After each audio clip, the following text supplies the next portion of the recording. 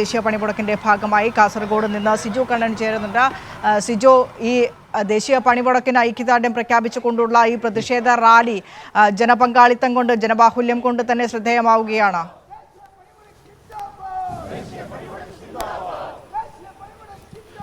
ബിരിഷ, കാസർഗോഡ് നിന്നുള്ള ദൃശ്യങ്ങളാണ് നമ്മളിപ്പോൾ കണ്ടുകൊണ്ടിരിക്കുന്നത്. ദേശീയ പണിമുടക്കിന്റെ ഭാഗമായി സംയുക്ത ട്രേഡ് യൂണിയന്റെ നേതൃത്വത്തിൽ കാസർഗോഡ് നഗരത്തിൽ കൂടി പ്രതിഷേധ പ്രകടനം നടത്തുകയാണ്. കാസർഗോഡ് പുതിയ ബസ് സ്റ്റാൻഡിൽ നിന്നാണ് ആരംഭിച്ചത്. പുതിയ ബസ് സ്റ്റാൻഡ് ചുറ്റിക്കൊണ്ട് ഇപ്പോൾ പ്രതിഷേധ പ്രകടനം ഹെഡ് പോസ്റ്റ് ഓഫീസ് ലക്ഷ്യമാക്കി നീങ്ങുകയാണ്.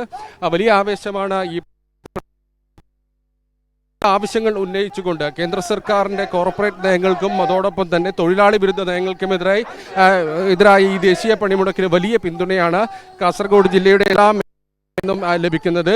നിർമ്മാണ തൊഴിലാളികൾ, മോട്ടോർ വാഹന തൊഴിലാളികൾ, ബീഡി തൊഴിലാളികൾ, തോട്ടം മേഖല, സ്കീം വർക്കർമാർ, അംഗൻവാടി ആശാ വർക്കർമാർ ഉൾപ്പെടെയുള്ള സ്കീം വർക്കർമാർ, മത്സ്യത്തൊഴിലാളികൾ, കർഷക തൊഴിലാളികൾ, കൃഷിക്കാർ തുടങ്ങിയവർ ഇതിന് ഐക്യദാർഢ്യം പ്രഖ്യാപിച്ചിട്ടുണ്ട്. തൊഴിലുറപ്പ് തൊഴിലാളികൾ, അങ്ങനെ എല്ലാ മേഖലകളിലും, സമസ്ത മേഖലകളിലുമുള്ള തൊഴിലാളികൾ കേന്ദ്ര സർക്കാരിൻ്റെ തെറ്റായ ജനവിരുദ്ധ തൊഴിലാളി വിരുദ്ധ നയങ്ങൾക്കെതിരായ പ്രതിഷേധത്തിൻ്റെ ഭാഗമാവുകയാണ്. കാസർഗോഡ് ജില്ലയിൽ 3.5 ലക്ഷം മുതൽ 4 ലക്ഷം വരെ ആളുകളാണ് ഈ ദേശീയ പണിമുടക്കിൻ്റെ ഭാഗമാവുന്നത്. അതിന് ഐക്യദാർഢ്യം പ്രഖ്യാപിച്ചുകൊണ്ട് മുന്നോട്ട് വരുന്നത്.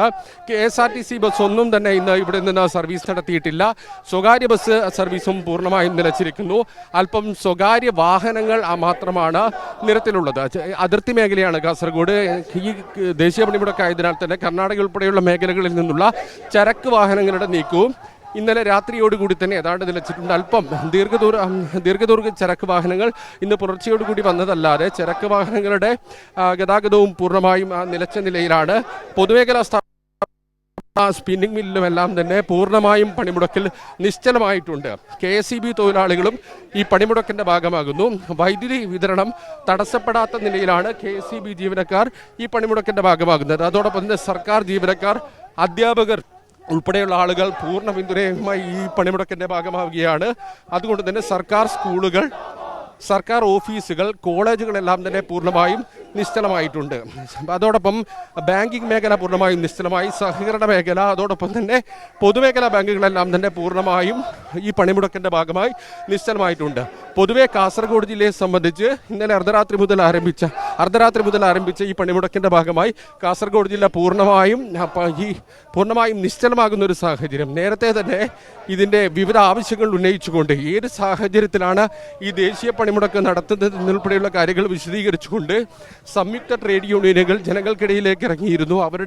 അതിൻ്റെ ഒരു സന്ദേശം ജനങ്ങൾക്കിടയിലേക്ക് എത്തിച്ചിരുന്നു. നമുക്കിന്ന് കാണാൻ സാധിക്കുന്നത് ജനങ്ങൾ പൂർണ്ണമായും ഈ സംയുക്ത ട്രേഡ് യൂണിയൻ മുന്നോട്ട് വെച്ച ആവശ്യങ്ങളും അവർ മുന്നോട്ട് വെച്ച കാര്യങ്ങളുമെല്ലാം തന്നെ ഉൾക്കൊള്ളുന്നു എന്നുള്ളതാണ്. ബസ് സ്റ്റാൻഡുകളിൽ യാത്രക്കാരില്ല, റെയിൽവേ സ്റ്റേഷനുകളിൽ യാത്രക്കാരില്ല.